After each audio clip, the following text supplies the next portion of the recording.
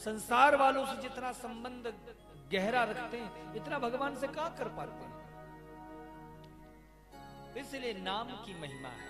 भागवत महापुराण के खष्टम स्कंद में कथा आती है अजामिल की, आपने सुनी होगी। अजामिल था महाराज, वह कुसंग में पड़ करके एक गणिका अर्थात एक वैश्या से विवाह कर लिया और उसके बाद धन के लोभ में आकर चोरी डाका लूटपाट मचाने लग गया। एक बार कुछ संतों की मंडली पहुंची तो अजामिल की पत्नी जो थी वो गर्भवती थी, तो बगल से निकले तो भिक्षाटन में उसकी पत्नी ने साधुओं को भिक्षा दिया, क्योंकि सोचा संत तो सबके होते हैं। तो संतों ने कृपा करके आशीर्वाद दे के कहा कि ये जो तुम्हारा पुत्र होगा इसका नाम तुम सिर्फ नारायण रखो। मैं अपनी कथा में बोला करता हूं साहब, तुम कुछ भी करो लेकिन जो तुम्हारी आने वाली संतान है ना, जन्म लेने वाली, उनका नाम हमेशा भगवत नाम से जुड़ा हुआ होना चाहिए। हर व्यक्ति के दो नाम होते हैं, एक बोलने के नाम होते हैं और एक ना बोलने वाला नाम होता है। शास्त्र कहता है अपने ज्येष्ठ पुत्र का, पति पत्नी आपस में दोनों एक दूसरे का, अपने गुरु जी का, अपने से जो श्रेष्ठ है उनका, इन लोगों का कभी नाम नहीं लेना चाहिए। ज्येष्ठ पुत्र और पुत्री का भी नाम नहीं लेना चाहिए। इसीलिए नाम ऐसा रखो कि जो एक नाम आप जो हर जगह इस्तेमाल होता वो अलग रखो, एक प्रेम का नाम अलग रखो, है ना। तो जो प्रेम का नाम हो वो ठाकुर जी से मिलता जुलता हो, ताकि जितनी बार आप लो उतनी बार कम से कम उसी माध्यम से भगवान का भी नाम हो जाए। लेकिन आजकल के लोग नाम ऐसा रखते हैं 20, मोंटी, 21, 22 ऐसा करके नाम रखते हैं। अरे किसी का नाम रखो जानकी, राधिका, किशोरी, राधे श्याम, घनश्याम, कितना अच्छा लगता है। तो नाम हमेशा भगवान के नाम से जुड़ा हुआ होना चाहिए, तब उस नाम की महिमा है, अन्यथा कोई महिमा नहीं। कुछ भी नाम लोग आजकल रख दे रहे हैं। अरे कम से कम भगवत नाम का उच्चारण होगा तो इसी माध्यम से कम तुम्हारा भजन भी हो जाएगा। तो नारायण नाम रखा।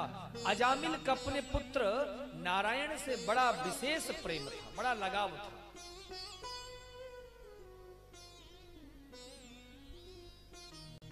इसका परिणाम ये हुआ कि जब अंतिम समय आया, तो मृत्यु का जब समय आया तो यमदूत उसको लेने के लिए आया। तो दूरे क्रीडनकाशक्तम पुत्रम नारायणा आवाहयम्। जैसे उन यमदूतों को देखा तो अजामिल डर गया, दूर से चिल्लाया, अरे पुत्र नारायण मेरी रक्षा करो। और जैसे ही कहा तुरंत चतुर्भुज रूपधारी महाराज तमाम नारायण के गण पार्षद वहां पहुंच गए। और नारायण के पार्षद पहुंच करके बड़े प्रेम से अजामिल के प्राणों की रक्षा तो कराई ही कराई, ऊपर से यमदूतों को भी मार पीट के भगा दिया। कोई अपना कमर पकड़कर, कोई अपना कंधा, कोई अपना महाराज सिर पकड़कर पहुंचे यमराज के पास। धर्मराज ने पूछा वो दुष्ट अजामिल को लेके नहीं आए? बोले लेके कहा है, हमारी ही महाराज हालत खराब हो गई। अरे वहां पहुंचे, उसने नारायण नाम लिया, 4 हाथ वाले पता नहीं कहां से आ गए, खूब पिटाई की साहब, और उसको भी नहीं लाने दिया। ज्यों धर्मराज ने सुना तुरंत कार्य, धीरे चुप, ज्यादा जोर से मत बोलो। क्यों सरकार? बोले अगर कैदी खाने में हमारे किसी ने भी एक बार ये सुन ली नाम, तो ये नाम लेकर सब यहां से निकल लेंगे वैकुंठ, अपना पूरा यमलोक खाली हो जाएगा। कैसे? बोले तुम मुझसे पूछते थे ना प्रभु आप तो सर्वस्व हो, सारे संसार के स्वामी हो, तो आप किसका नाम उच्चारण करते हो? बोले मैं उन्हीं नारायण का नाम उच्चारण करता हूं जिसका नाम अजामिल ने लिया। इसलिए आज से ध्यान देना, जहां कहीं भी कथा होती हो, भागवत होती हो, कीर्तन होता हो, भजन होता हो, वहां गलती से भी मत जाना और ऐसे व्यक्ति को पकड़ के मत लाना। यमदूतों ने कहा महाराज दोबारा पिटाई थोड़ो खानी है, एक ही बार पीठ लाल हो गई, कमर टेढ़ी होगी, अब ना जानो सरकार।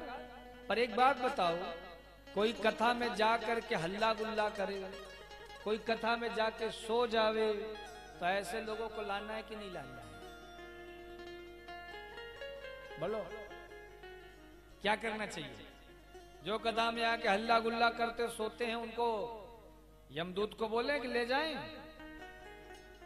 नहीं, चलो ठीक है, आपकी सिफारिश हम करवा देते हैं। बोलो राधे राधे और प्रेम से बोलो।